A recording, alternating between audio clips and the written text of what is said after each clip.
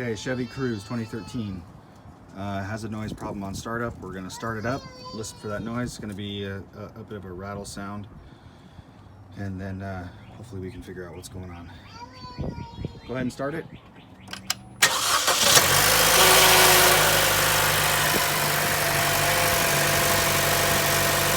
That was real brief there, but definitely made some noise. I like those here, but yeah, I'm not sure. Interesting issue. Hopefully it's not serious.